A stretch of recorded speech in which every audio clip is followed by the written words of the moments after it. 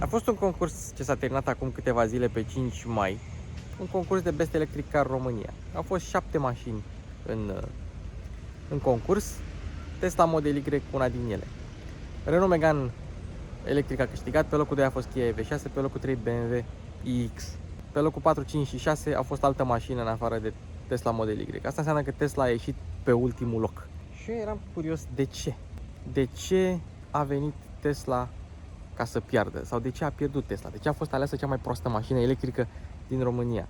Ei nici măcar nu vreau să vină la acest concurs, doar pentru că era Fondul de Mediu și Ministerul Mediului și Rabla și așa mai departe, toate implicate, cei de la Tesla și-au dat mașina. Pentru că Tesla nu dă mașini la YouTuber, nu dă mașini la reviste, nu dă mașini la vlogger, nu dă nimic la nimeni, pentru că ele se vând singure. Și acum, hai să vedem de ce mașina asta este cea mai proastă mașină electrică din România, dacă așa o fi cazul. Mai mult, n-am foarte mult cu mașina, așa că dacă îmi scapă ceva, nu mă înjurați, doar completați-mă în comentarii, pentru că nu am timp să zic tot ce vreau să zic despre mașina asta, îmi pare rău, dar hai, like, share, subscribe, avem giveaway, nu uitați, Mașini cu Luci Popa începe.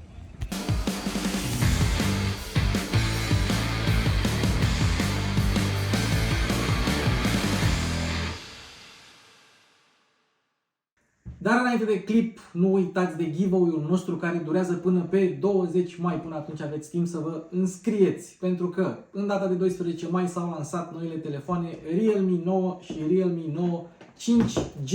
Două telefoane, ia uite, le am aici, pe amândouă, care diferă puțin. Dacă ne uităm pe specificații, Realme 9 5G, procesor Snapdragon 695, ecran 120 de Hz LCD, cameră de 50 de megapixeli și baterie de 5000 mAh.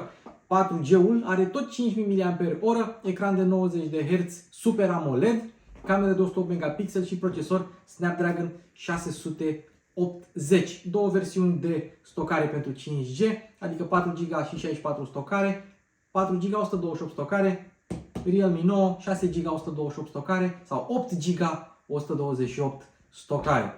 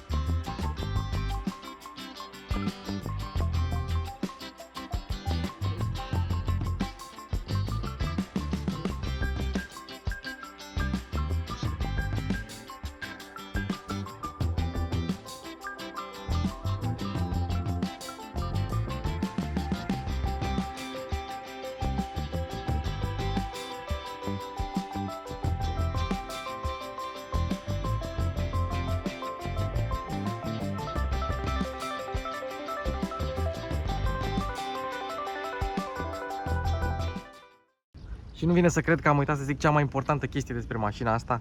Bă, este Model Y Performance. Este Model Y Performance, e modelul de top. Primul pe care îl văd, primul pe care îl conduc, probabil și singurul, că nu știu când voi mai avea ocazia.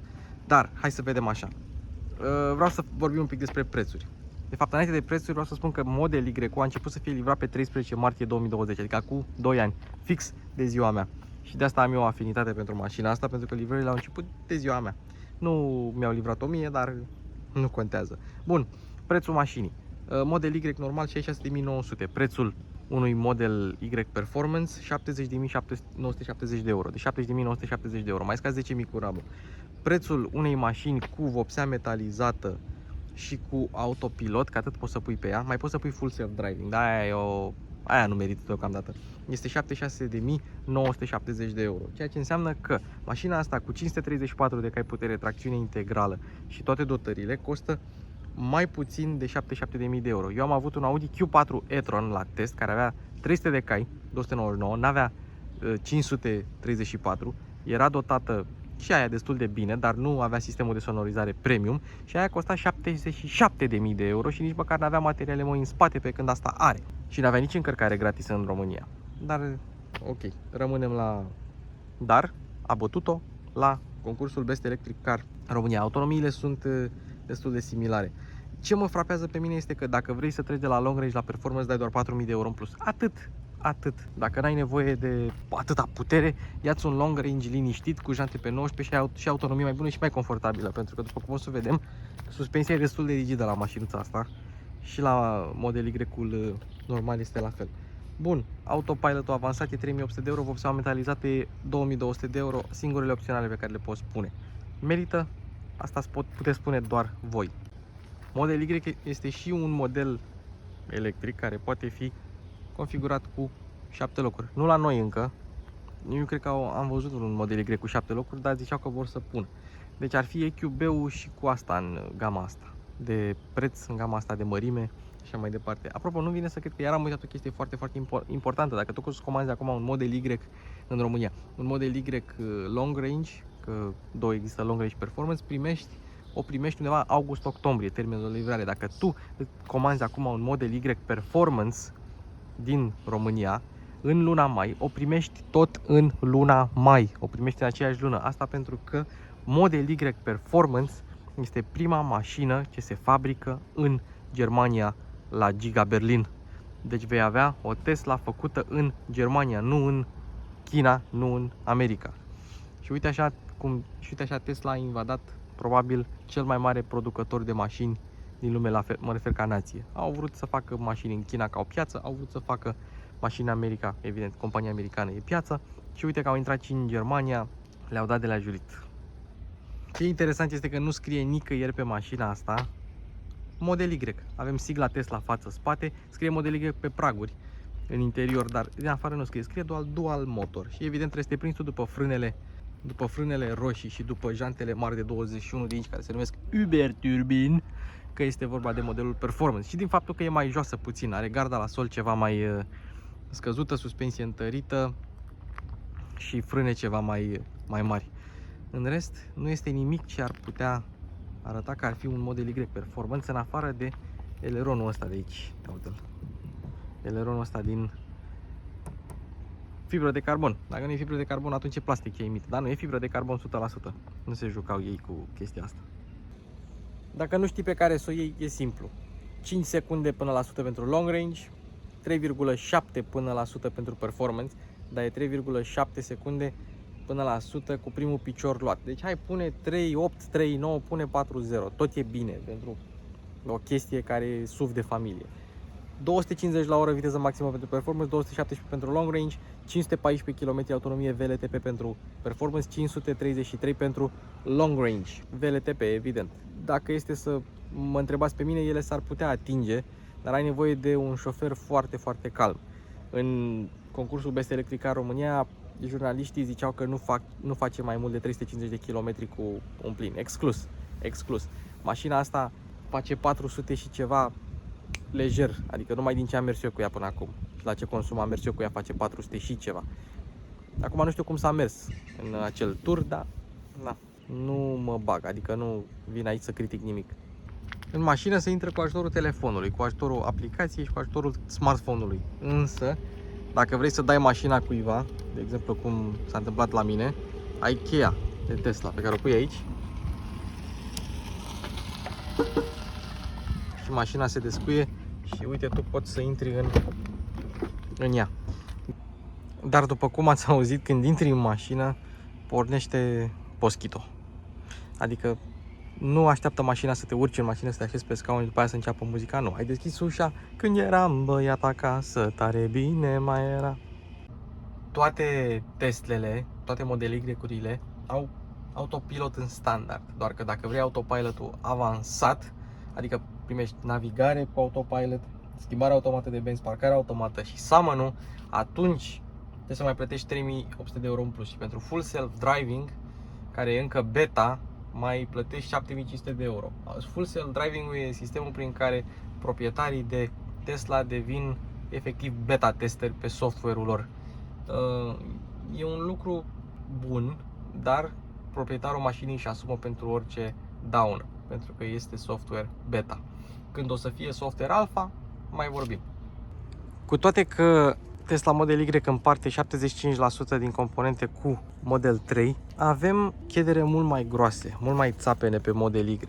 Există câteva diferențe din astea notabile între E3 și Y, însă chederele sunt cele mai importante. Ce vor să vadă haterii Tesla? Vor să vadă lufturile. Dacă mașina nu e făcută la fel de bine precum altele. Ia să vedem. Avem așa.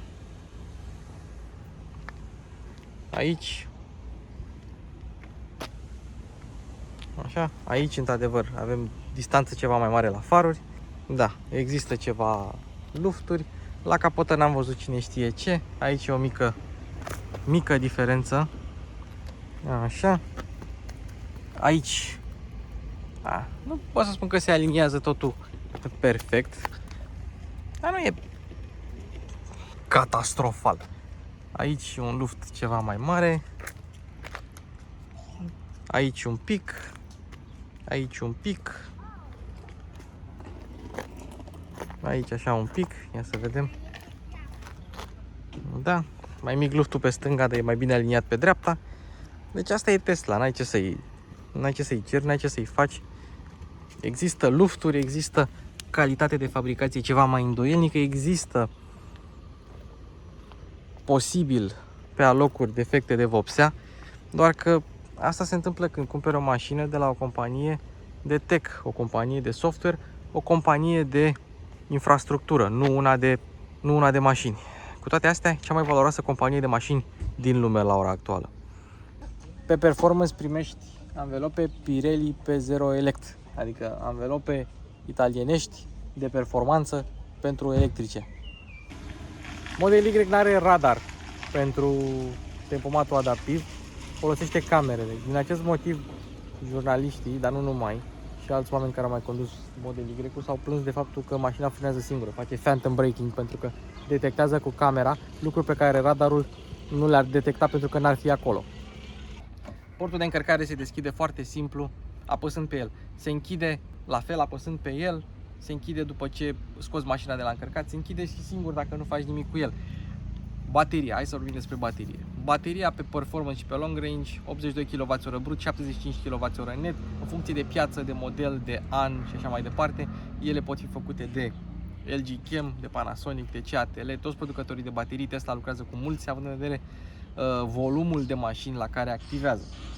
Încă nu s-au făcut, încă nu au intrat bateriile 4680 în producție, încă n-au terminat de dezvoltat la ele. Panasonic încă lucrează să termine dezvoltarea lor și cică la Gigafactory în Berlin ar trebui să fie implementate până la finalul anului. Așa cum au trebuit implementate până la finalul anului 2021 și n-au fost. Trebuie să mai avem puțină răbdare, să vedem acolo autonomie de Tesla. Și apropo de autonomie, 514 km autonomie din 75 kWh net. Ca să faci asta îți trebuie un consum de 14,5 kWh de kilometri. Eu am scos mergând liniștit prin oraș cu AC-ul pornit 13,4, dându-i în gură am scos 22, adică ar fi realizabil acest consum.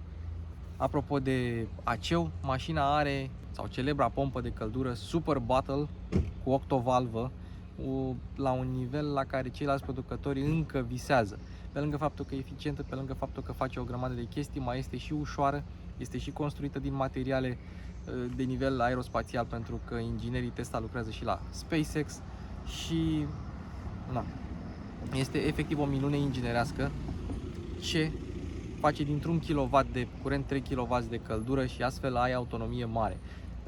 Au implementat-o și pe Tesla Model 3, înainte Tesla Model 3 nu avea, toate Y-urile au această pompă de căldură cu octovalvă. Și s-a închis la fix. Bă, m-a așteptat să termin. Am vorbit de baterie, hai să vorbim de încărcare. Încărcare Type 2 AC, 11 kW. Se încarcă în 8 ore și un pic.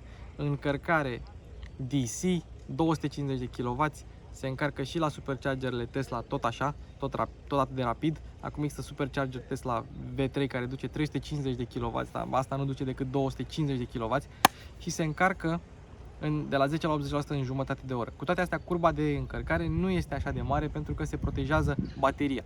Și da, avem management termic al bateriei, preîncălzire, prerăcire dacă vrei asta. Asta toate datele pentru domnul Păun, că știu că mi le-a cerut. Sănătate, domnul Păun. Și cel mai important, încarci gratis. Încarci gratis în România la superchargere.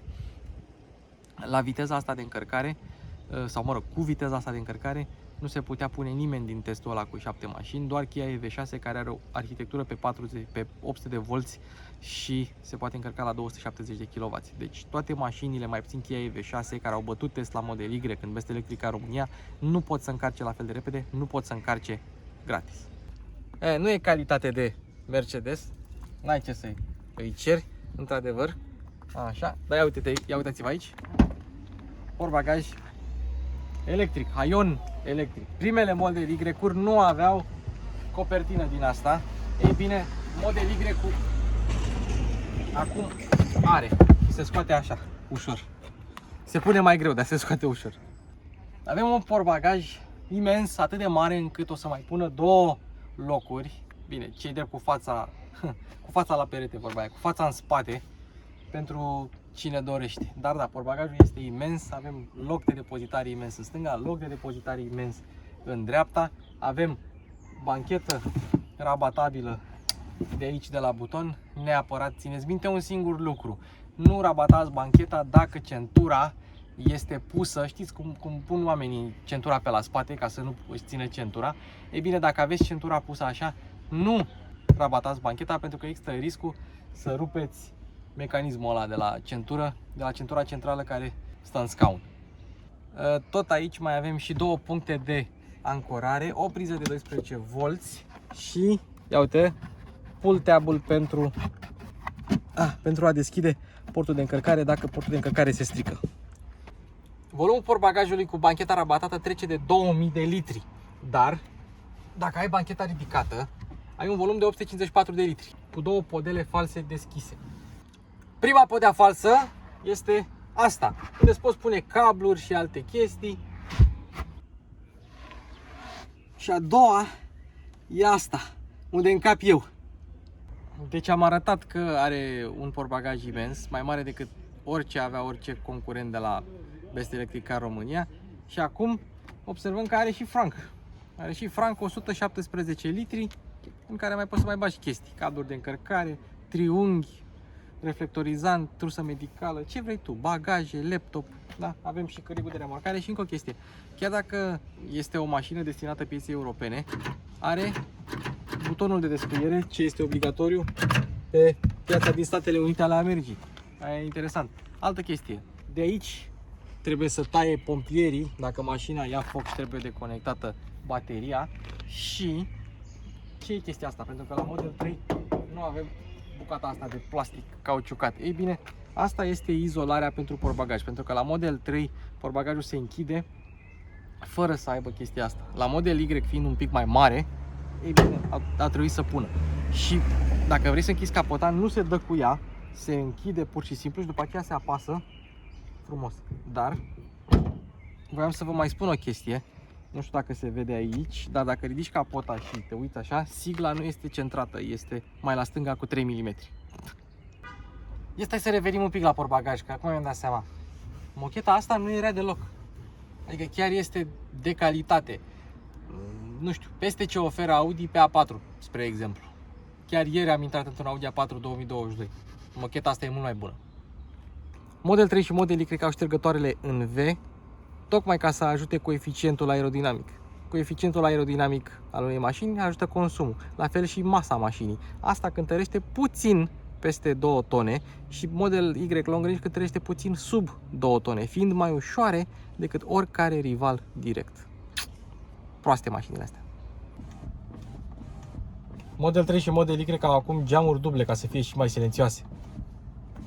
Chiar dacă calitatea fabricației poate e îndoielnică în anumite locuri, materialele nu sunt rele. nu sunt neapărat rele ca materiale. Ăsta e un plastic mai subțirel așa și buzunarele sunt totuși capitonate. Deci pe partea de materiale nu este ceva premium, dar nu este nici Dacia Spring. Adică materialele sunt bunicele. Dacă vrei să deschizi ușa, pac, apeși pe buton și dacă ți se strică deschiderea electrică, trebuie să tragi de acest mâner și aici îți spune că dacă o deschizi de multe ori în modul acesta, e posibil să strici geamul. Ei bine, dacă vreți o recomandare, ca să deschideți ușa manual fără probleme, coborâți geamul și după aceea deschideți-o. Tesla Model Y are un studio de înregistrare unde poți să pui tot felul de instrumente, unde vrei să le pui, pe timeline. Și asta e tot ce am făcut eu până acum. Cred că merge, e ok, nu?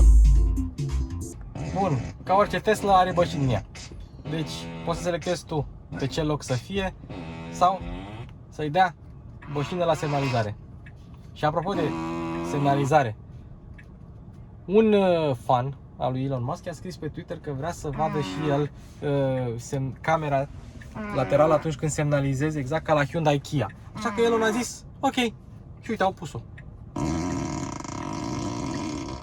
Toată lumea știe că Tesla are Sentry Mode, adică un fel de camere de luat vederi, cum ai la casă și vezi ce se întâmplă dacă cineva se învârte în jurul mașinii, dacă ți-o zgârie, poate să înregistreze, poate să înregistreze și în mers, poți să selectezi să înregistreze și în mers dacă apeși pe claxon. Însă, cea mai tare chestie la chestia asta este că poate fi activată vocal și nu cu orice comandă. Dacă știți Rick and Morty, desenele animate cu Rick and Morty, în episodul în care Rick e plecat și o lasă pe Summer în mașină, zice mașinii keep Summer safe și mașina zice ok, și fiți atenți aici. Keep Summer safe. Sentry mode engaged. Și dacă toți suntem aici, să arătăm și camerele. Astea sunt camerele mașinii. Avem fața, avem spate, avem tot felul de camere. Și față și spate, lateral. Observăm oamenii și uite, aici mai e o Tesla Model 3 și nu se vede, dar undeva după doblul ăsta, mai e o Tesla Model 3 neagră. Că au apărut ca ciupercile după ploaie. Scaunele sunt aceleași cu cele de pe Model 3, doar că sunt puse pe o platformă, literalmente sunt puse pe o platformă, astea două, ca să fie mai sus, să poți să ai poziția la volan de SUV, ceea ce înseamnă că sub platforme ai un mic spațiu de depozitare unde poți să ascunzi chestii micuțe și chiar dacă nu ai butoanele de memorie aici pe scaun, ele sunt acolo pe tabletă. Practic, pe tabletă se întâmplă totul la mașina asta. Și ce am observat? Scaunele astea parcă sunt un pic mai bune decât la Model 3-ul ăla cu care am mers eu cu câteva săptămâni, deși culmea sunt aceleași scaune. Acelea nu mi-au plăcut, astea mi-au plăcut, dar alea nu era performance. Posibil să difere scaunele la performance? Cred că da. Astea sunt scaunele de performance, alea nu sunt de performance. Gata, avem confirmarea, scaunele de performance sunt diferite. Ne-am urcat în Standard Range Plus-ul ăla care era în spate acolo și într-adevăr sunt alte scaune. Deci la performance ai alte scaune care sunt mult mai bune decât cele de pe Standard Range Plus, care mi se par slabe rău de tot. Și dacă reglezi scaunul, imediat îți apare aici Driver Profile Adjusted și dacă vrei să setezi memoria, dai Save. Și evident poți să ai mai multe profile, nu știu exact câte, și să selectezi memoria pentru mai mulți pasageri. Și poți să selectezi pentru 5, 6, 7, adică mult mai mult decât la o mașină normală unde poți să selectezi, cred că maxim 3. Avantajul de a avea Google Maps integrat în tabletă este că poți să faci asta. Navigate to Craiova. Craiola, mă? Craiola? Mă duce în Craiola? Cine e Craiola? Navigate to Craiova. Da, oficial m-am făcut de râs. Deci dacă îi dau Navigate to Craiova, îți spune cu câtă baterie ajungi, îți calculează acum 3%, stai 20 de minute la încărcat la Supercharger la Pitești și după aceea ajungi la Craiova cu 23%. Și după ce vezi asta, pleacă mașina și pleacă navigația și îți arată pe unde trebuie să mergi. Simplu ca bună ziua. Nici nu mai ai nevoie de Apple CarPlay și Android Auto și eu sunt un mare fan al Apple CarPlay și Android Auto. Pac! Am încuiat mașina, pac! Am descuiat mașina, pac! Am deschis portbagajul, pac! Am deschis portul de încărcare. Interesant este că ziceau că la Model 3 și Model Y nu se poate deschide portul de încărcare odată cu portbagajul deschis, dar uite că se poate. Deci îl închizi. Francul, dacă îl deschizi, trebuie să-l închizi manual. Simplu, totul ca bună ziua. Bun, și acum hai să intrăm la meniul de climatizare. Este dat pe AC și de aici poți să selectezi unde să meargă aerul. Foarte mișto. Ai Biohazard Mode.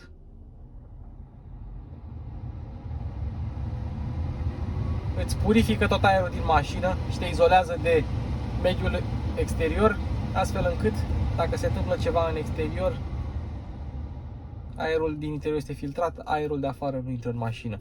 Și avem așa, Dog Mode. Dog Mode, deci dacă ies din mașină acum, se presupune că am avea un câine în mașină și îi păstrează temperatura constantă pentru el. Și mai avem și aici Camp Mode, care îți menține temperatura selectată până în momentul în care bateria ajunge la 20%.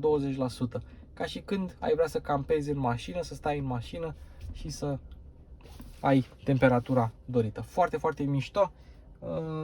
Funcția asta i-a salvat pe unii care au rămas blocați în nămeți în America. Ceva, au stat 24 de ore în mașină și aveau suficientă baterie să țină pe Camp Mode și așa au putut să supraviețuiască, să nu moară de frig, de exemplu.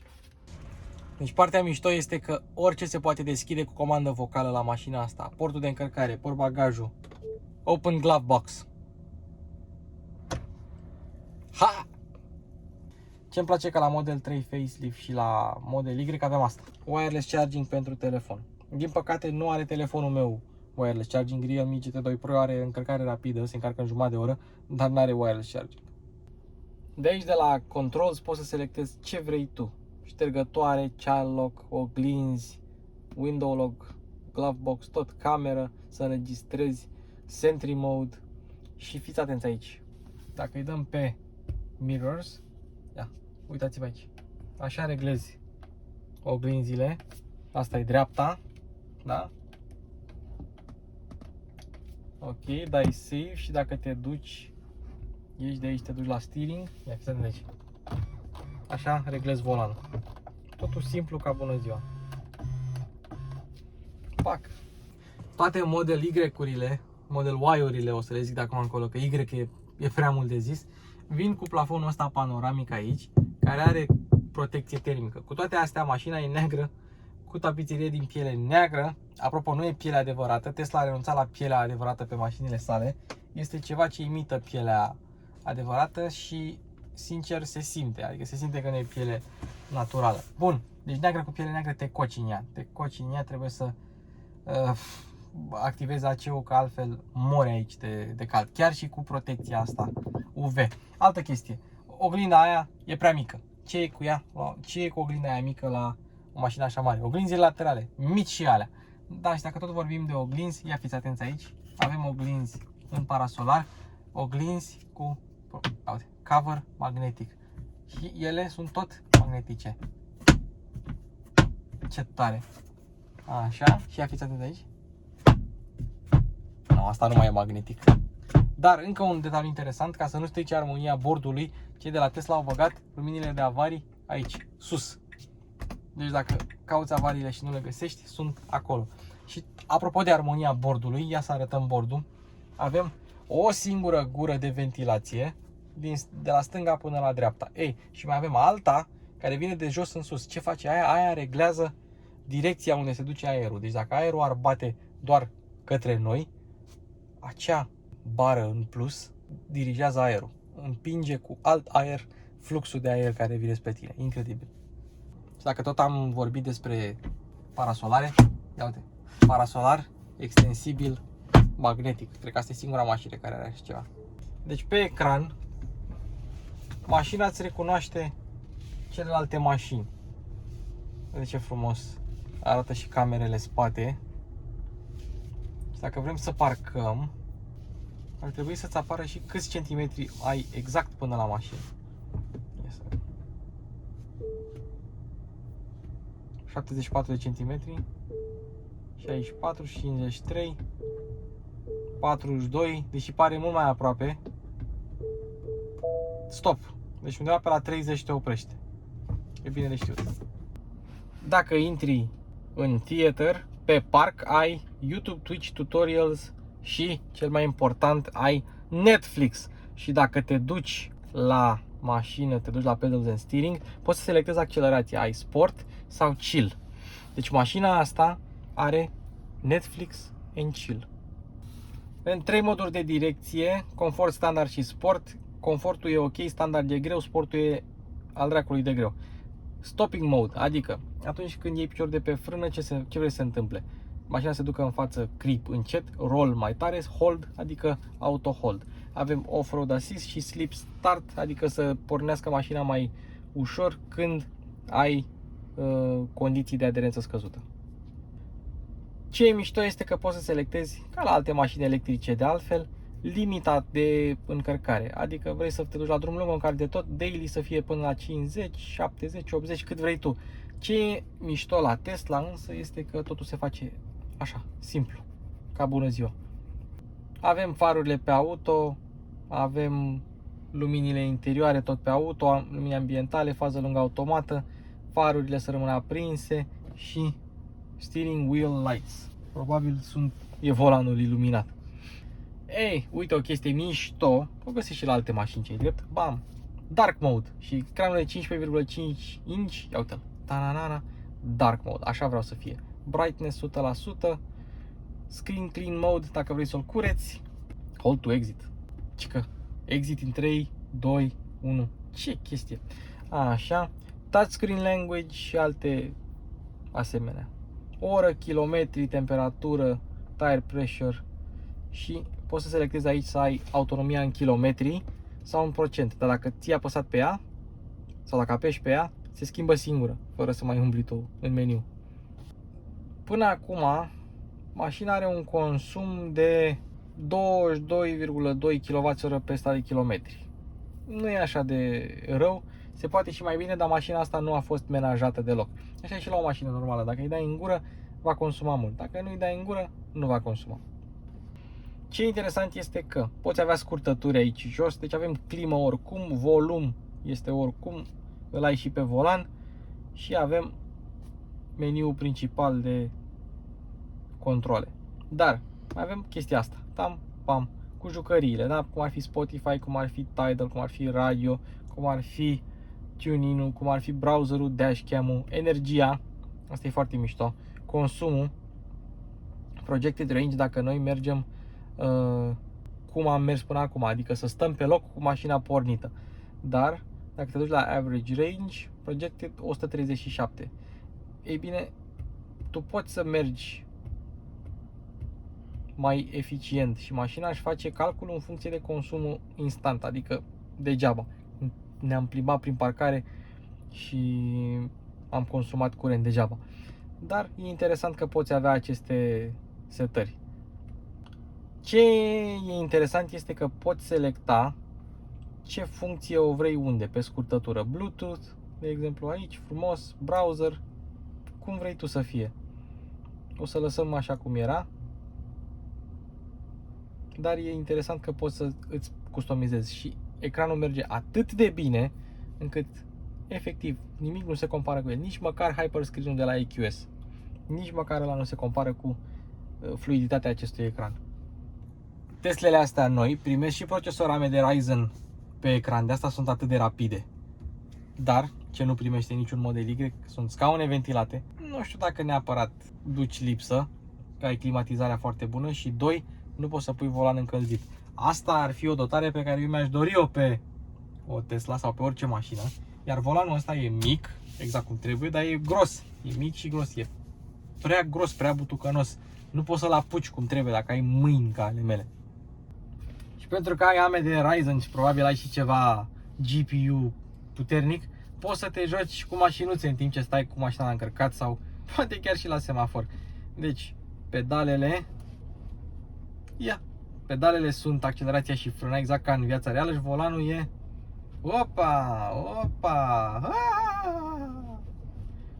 e distractiv, doar că ce trebuie să țineți minte? Când vă jucați chestia asta, trebuie să fiți pe o suprafață cât se poate de netedă, pentru că în timp ce se învârte volanul, se învârt și roțile și e posibil să strici cauciucurile. Ia să vedem.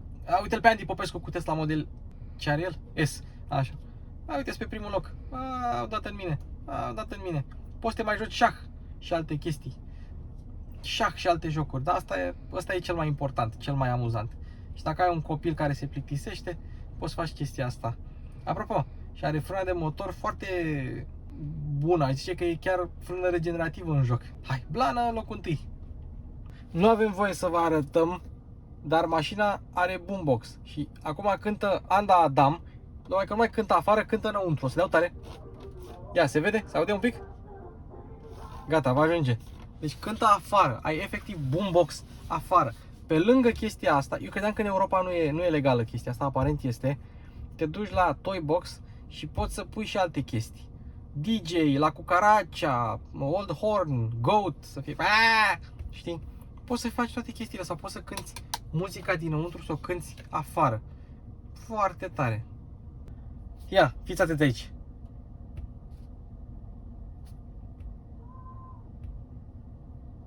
La cucaracea, da?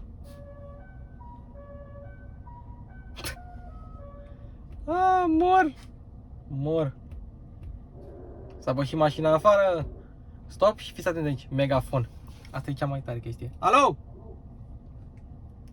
Aoleu, stai că vine poliția. Stop. Și uite, așa stăm în spate. Tovarășul Adi stă în dreapta. Și ce e mișto că la Model Y față de Model 3 ai chestia asta cu plafonul panoramic, fără B-pillar-ul ăla, fără montantul B care se prelungește. Ce vedeți voi acolo e umbră, nu sunt lufturi. Și ia să vedem cum e locul pentru pasagerii din spate. Ăsta e scaunul dat la maximum în spate. Deci mai e ceva loc. Spațiu pentru cap e suficient pentru mine, dar sunt oameni care s-ar putea plânge de spațiul la cap. Geamurile nu coboară de tot, duble și pe spate. Materiale moi și în spate. Ok, capitonaj și în spate. USB-C-uri aici frumos pentru pasagerii din spate. Avem USB-C-uri și în față. În America am văzut, în America am văzut unele Tesla care vin fără USB-C-uri. Vin fără USB-uri, punct, doar wireless charging, pentru că nu mai au componente din cauza crizei de semiconductori, dar nu să fim sănătoși. Așa, ce e mișto la asta este că bancheta se poate regla, spotarul, să stai mai pe spate, să stai mai pe față. Foarte tare chestia asta. Avem și cotieră. Uite, o cotieră frumos aici cu două suporturi de pahare. Bun. Și ce mai avem? Deci bancheta e și ea destul de confortabilă. Mai confortabilă, zice, decât la Model 3. Da, e ok. Profilată, moale, frumos. Și la Model 3 a fost updatată, undeva prin 2020 a fost updatată bancheta pentru că nu era suficient de profilată și Elon Musk a ascultat sfaturile clienților, așa cum a ascultat și sfaturile lui Joe, care a dus la introducerea lui Joe Mode. Activezi Joe Mode din tabletă și boxele pe spate se dezactivează, astfel încât martorii acustici ai mașinii să se audă doar în față, să nu trezească copiii lui Joe sau alte asemenea. Cert este că, înainte să o conducem, vă spun că Tesla nu este un producător de automobile tradițional, dar este un producător de automobile care ascultă. Calitatea crește constant, chiar dacă nu este încă la nivel de mașină nemțească, dar clienților nu le pasă asta. Le pasă de karaoke, le pasă de jocuri, le pasă de încărcare rapidă, de rețeaua de încărcare, chestii palpabile. Că avem un luft aici, un luft colo, asta cred că oricine poate să ignore. Și mai e o chestie foarte mișto. Am o veste bună, din ce în ce mai puține Tesla iau foc, că luau foc cică înainte. Și acum, în 2021, au luat mai puține Tesla foc decât în 2020. Deci nu avem decât să ne bucurăm. Și mai e un lucru de spus, aici podeaua este plată, te poți mișca fără nicio problemă. Nu sunt multe mașini electrice la care, sau mașini în general, la care să ai atâta spațiu și atâta libertate de mișcare pe locurile din spate. Și închei cu asta, mergem să o conducem, sistemul audio este bestial. Bestial. Nu avem mânere în spate, dar dacă apeși aici frumos, avem cârlige care coboară super simplu. La Model 3 coboară mai încet.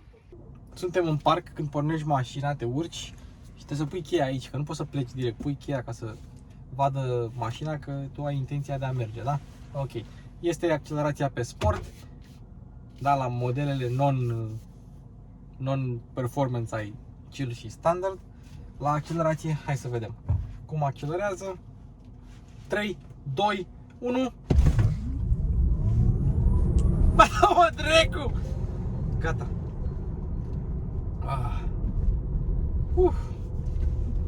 Bun. Hai să trecem pe chill și să ne uităm un pic așa la consum. Deci, oficial am consumat 140 de kWh la 100 de kilometri. Dar dacă îi dăm reset current trip, te duci aici, reset current trip. Și acum hai pe current trip, așa, cu 4 oameni în mașină, cu 36% baterie, să mergem așa încet cu mașinuța și să ne dăm seama. N-are rost niciodată să pui direcția pe sport sau pe standard, pentru că e foarte grea și n-ai mai mult feedback n-ai deloc mai mult feedback în direcție. Și uite ce e mișto este că îți recunoaște semaforul, doar că este verde intermitent și roșu unde avem noi treaba. Așa, acum le vede pe amândouă. Dacă semnalizezi, mașina semnalizează și se vede frumos în stânga și în dreapta, se văd camerele laterale exact ca la Hyundai Kia. Avem dreapta intermitent verde, putem să trecem, am stat un pic la pietoni și efectiv ai Google Maps. Nu ai Waze, dar ai Google Maps. Ar fi fost mișto să ai și Waze, pentru că uneori Waze-ul știe Bucureștiul mai bine decât Google Maps. Dar nu e problemă. Nu e niciun stres. Pe chill ești ca într-o mașină normală. Nu știi că ai ta putere sub capotă. Te poți bucura de regenerare. Poți anticipa traficul. Și mașina vede celelalte mașini. Le vede pe toate. Dacă ai un papuc, un pick-up truck, atunci îl vede ca pick-up truck. Dacă ai un autobuz, îl vede ca autobuz. Dacă ai un van, îl vede ca și van. Și așa mai departe. Vede semafoarele, amândouă că sunt verzi. Foarte tare. Asta în cazul în care tu nu le vezi. Nu spun că sistemul e perfect, dar uite, vede autobuzul de în față. Și să vedem când vede semaforul. Când vede semaforul. Ia uite, l-a văzut deja. L-a văzut. Ia să vedem consumul până acum.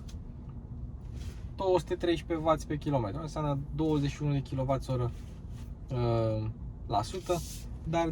Dar mergem de 2 minute, adică nu e relevant. Am mers mai devreme și am avut consum de 13,4 și era mașina goală. Așa, vizibilitatea per total e bună. Mai puțin oglinzile care sunt mici, oglinda asta care e și ea e mică, dar în rest n-ai treabă, n-ai vizibilitate. N-ai probleme cu vizibilitatea de fapt. Poziția la volan, e ok. Scaunele sunt într-adevăr mai bune decât la Model 3 normal. Probabil că la Model 3 Performance tot scaunele astea ai. Sunt curios dacă poți să-ți faci retrofit după aia de scaune de performance la un Model 3 normal. Și dacă vrei să te bagi, să accelerezi, pe chill ai mai mult decât suficientă putere să te bagi. Și poți atinge viteze de 50, 60, 70 de km/h fără să te stresezi. Fără să te stresezi. Mașina este destul de bine antifonată. Ea are suspensia rigidă. Cine s-a plâns de suspensie rigidă, într-adevăr, cam așa e. Dar nu pot să spun că este catastrofală. Nu. E rigiduță, mai ales cu jante de 21 de inci. Dar nu este catastrofală așa cum am auzit eu de la jurnaliștii de la Best Electric Car România. Așa, bravo domnișoara. Schimbarea direcției de mers în sens giratoriu. Nu s-a ținut cont de ea. Semnalizăm, ne-am băgat. Poți să te bagi foarte ușor cu o Tesla.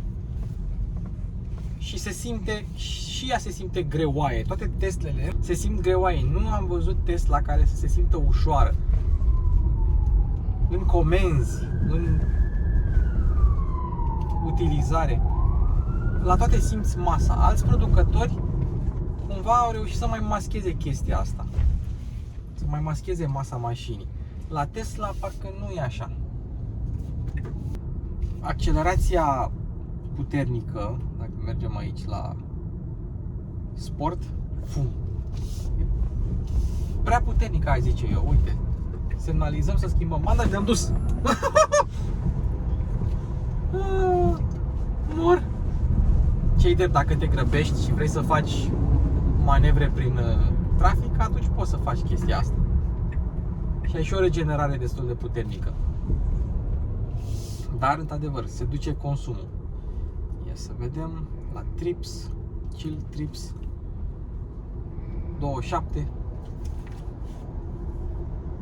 Nu e, încă nu e relevant. Uite, vede autobuzul frumos. Mi-ar fi plăcut să fie poziția la volan un pic mai bună. Mi-ar fi plăcut să fie volanul ceva mai subțirel. Dar vezi tot hype-ul din jurul mașinii. Te simți altfel când conduci o Tesla. Știi că tu conduci o Tesla. În afară de Kia EV6 nu mi s-a întâmplat să... și Honda E. Nu mi s-a întâmplat să mă oprească lumea și să mă întrebe ce mașină e, cum mi s-a întâmplat cu asta. Wow, Tesla, nu știu ce. Toți copiii știu că e o Tesla.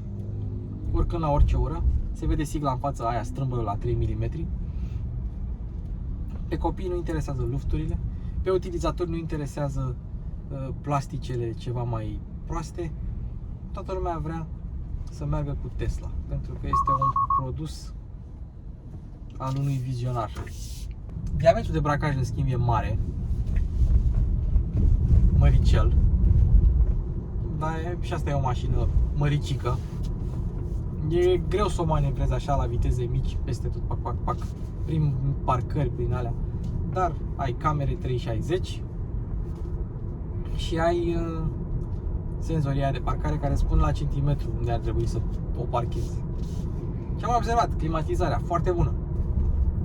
Imediat poate să răcească habitaclul. E mașină neagră cu piele neagră, se încălzește instant, dar se și răcește foarte bine. Ce am observat la modelele Tesla este că accelerația este cărnoasă, este chunky așa. Seamănă cu cea de la Porsche, în sensul că trebuie să apeși destul de tare și ferm și hotărât pe pedală ca să primești în schimb accelerație, să primești viteză. Cred că e o măsură de siguranță. Alte mașini electrice nu sunt așa. Alte mașini electrice apeși pe accelerație și ele se duc cumva fără efort. La asta trebuie să fii super hotărât că vrei să faci. N-am vorbit de manevrabilitate. Uite, e destul de manevrabilă. Cumva revine la viață mașina când vrei să te duci pe viraje. Dacă nu ar fi versiunea performance, atunci mașina s-ar simți ceva mai greoaie, așa am observat. Nu e rea, simți masa mașinii, dar parcă o simți mai puțin decât la alte mașini electrice. Hai să vedem.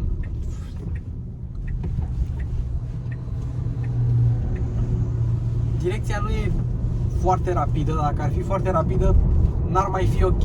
Adică ar fi prea bruscă, îi faci așa toată ziua. Centrul de greutate coborât. Se simte 80% precum un Model 3 Performance. Și cam asta e episodul nostru cu Tesla Model Y Performance. Deci care e concluzia? Concluzia e următoarea. Mașina are lufturi, are calitate de fabricație îndoielnică, are vopsea sensibilă. Scaunele sunt hit or miss, fie îți plac, fie nu-ți plac, și oglinzile la interior sunt mici. Pe de altă parte, are spațiu la interior bogat, are portbagaj imens, are franc, are un sistem audio genial, are o tabletă care merge brici, nu rivalizează niciuna cu ea, mai ales acum cu AMD Ryzen. Este una dintre cele mai sigure mașini pe care ți le poți cumpăra la ora actuală.